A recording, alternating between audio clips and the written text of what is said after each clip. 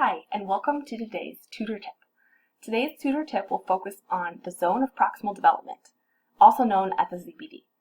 The ZPD was developed by educational psychologist Lev Vygotsky in the early 1900s and has had a huge impact on how we think about learning. The ZPD describes the zone where learning takes place. That is the space between what a learner can do by him or herself, unassisted, and where he or she would like to be. And moving from point A to point C requires a more knowledgeable other, in this case you as the tutor.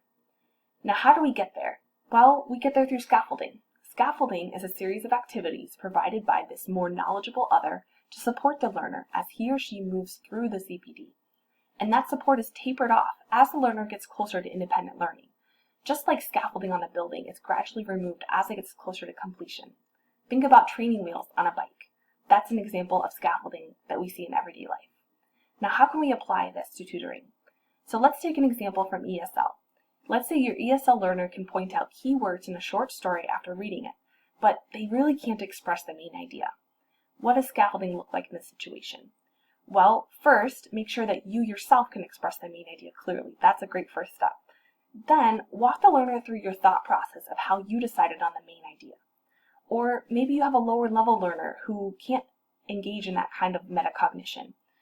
Well, in that case, I would write out the main idea in one sentence and leave blanks for keywords that they're able to identify. Let the learner fill in those blanks and see how you connected the keywords together. It's a great example of scaffolding for ESL, and you can probably think of other examples for math as well. So an important first step in all of this is to identify what the learner already knows and what they're able to do without your assistance. Then you can think about where is the ZPD and how can you scaffold them to get from point A to point C. Thanks so much for coming today for today's tutor tip.